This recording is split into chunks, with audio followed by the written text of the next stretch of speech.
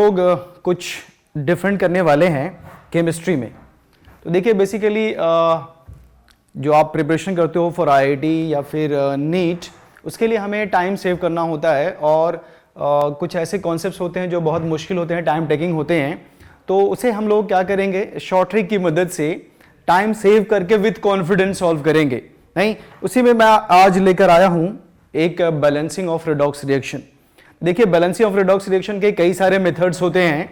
नहीं, जैसे आप ऑक्सीडेशन नंबर मेथड से बैलेंस करते हो या फिर आप आयन इलेक्ट्रॉन मेथड से बैलेंस करते हो, ये टाइम टेकिंग होता है। तो हमें क्या करना है, शॉर्ट ट्रिक यूज करके जो क्वेश्चंस आते हैं उन्हें सॉल्व करना है। देखिए इसका मैं एक एग्जांपल दे रहा हूं आपको सिंपल सा। जैसे मान लीजिए आपके पास है KMnO4।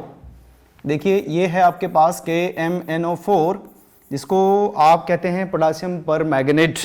ये एक ऑक्सीडाइजिंग एजेंट है बच्चों। कहा जाएगा कि जब आप इनका रिएक्शन कराते हो फेरस सल्फेट से तो result will be formation of Mn2 positive plus Fe3 positive. अब इस रिडॉक्स रिएक्शन में आपसे क्या पूछा जाएगा, आपसे पूछा जाएगा बच्चों कि for one mole of ferrous sulphate how many moles of KMnO4 are required. नहीं, तो देखिए इसे आप अगर बैलेंस करेंगे प्रॉपर वे में तो बहुत टाइम लगेगा। नहीं, इस क्वेश्चन को सॉल्व करने के लिए आपको करना क्या है बच्चों, देखो पहले आप इसका ऑक्सीडेशन स्टेट फाइंड कर लो। देखिए सिंपल है, आप निकाल सकते हो बच्चे कैसे, 1 + x - 8 = what 0, तो x = 7 आ गया। तो इस Mn का ऑक्सीडेशन स्टेट आपने निकाला +7, और सिमिलरली इस आयरन के लिए आप फाइंड करिए तो ये +2 आएगा बच्चे। देखिए जो भी चार्ज होते हैं वही उनका ऑक्सीडेशन स्टेट होता है।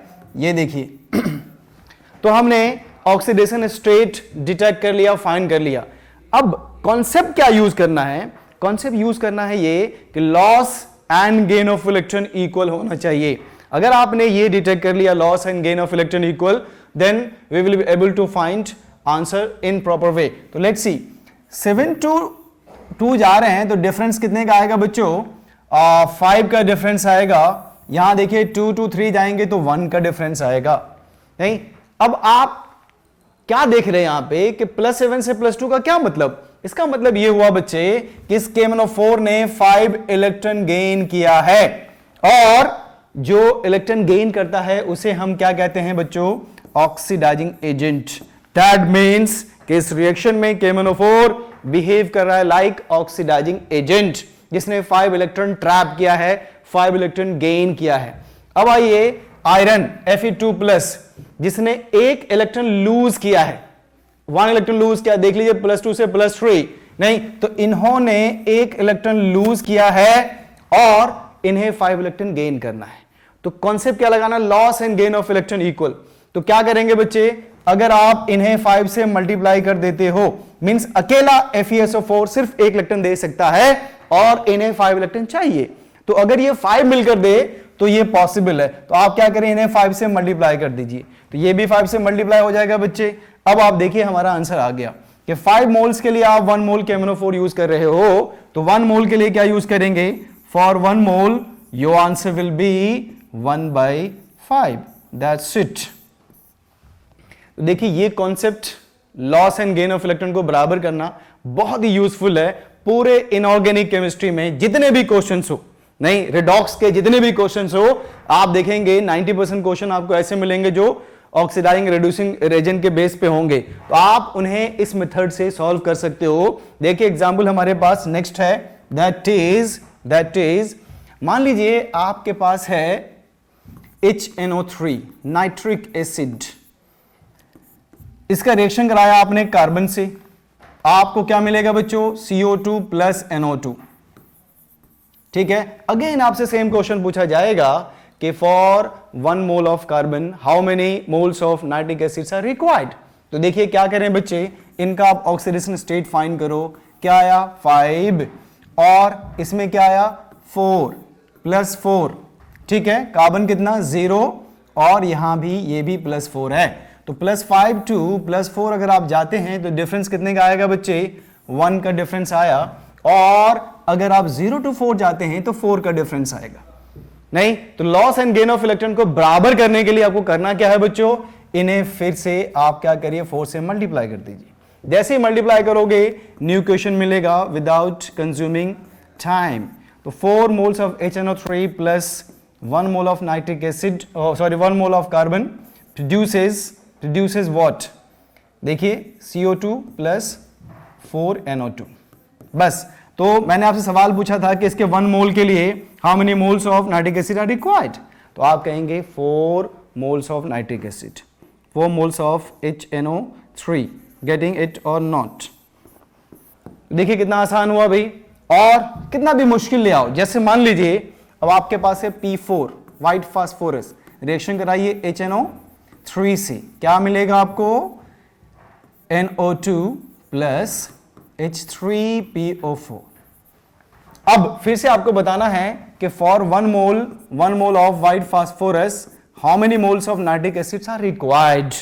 क्या करें बच्चों, फिर से आप सेम कॉन्सेप्ट लगाओ, बताइए कि इस नाइट्रिक एसिड में नाइट्रोजन का ऑक्सीडेशन स्टेट क्या है, तो आप कहेंगे +5, यहां पे क्या है +4, देख लीजिए, ठीक है। डिफरेंस कितने का आया बच्चे, तो आप कहोगे 1 का डिफरेंस आया।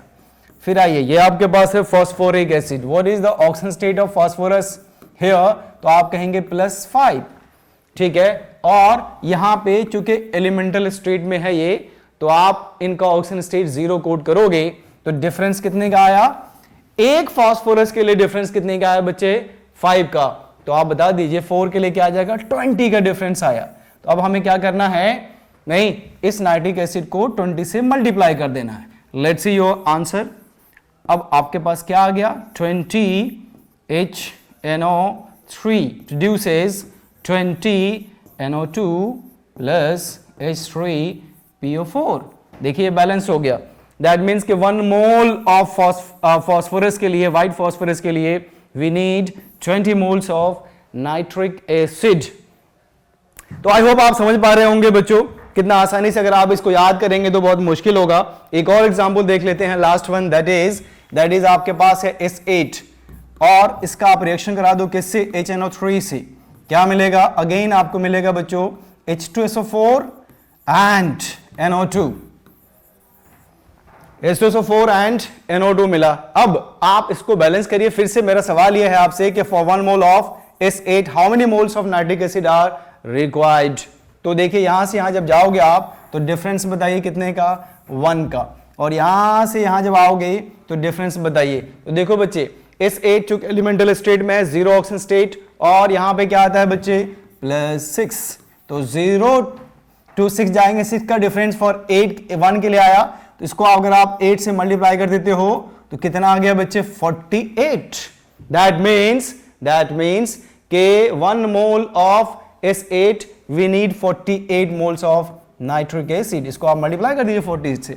अब ये बताओ इसको रटोगे तो कितना रट पाओगे भाई, तो 48 HNO3 produces what, H2SO4 plus NO2, है ना। इसको आप 8 से मल्टीप्लाई कर दीजिए, जो कि यहाँ पे 1 के लिए डिफरेंस कितने का आया था, 6 का, तो 8 के लिए कितना आएगा फॉर 1 मोल। तो देखिए for 1 mole of S8 we need 48 moles of nitric acid. आप कोई भी सवाल इस ट्रिक से सॉल्व कर सकते हो, बस आपका कॉन्सेप्ट क्या होना चाहिए, loss and gain of electron must be equal.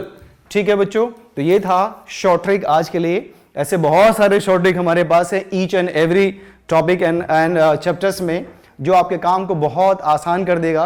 क्योंकि जैसा कि आप जानते हो, जब भी आप नीट या मेंस की प्रिपरेशन करते हो और पेपर देने जाते हो, तो उस टाइम बहुत ज़्यादा प्रेशर होता है और उस प्रेशर में आपको एंग्जाइटी बहुत ज़्यादा होगी। अगर आप इस तरह के कॉन्सेप्ट को क्रिस्टल क्लियर नहीं करेंगे, नहीं तो आपको परेशानी होगी। अगर 2-3 क्वेश्चन आपका नहीं बना तो फिर आप परेशान हो जाओगे, फिर डिसीजन आपसे गलत लिए जाएंगे, नहीं, और फिर मुश्किल हो जाता है सिलेक्शन करवाना। तो अगर आप इस तरह के शॉर्ट ट्रिक्स लोगे तो कितना भी चाहे प्रेशर हो जाए, आपको कोई परेशानी नहीं होगी। ठीक है, तो ये था बच्चों balancing of redox reaction by using short tricks. ठीक है, ऑल द बेस्ट।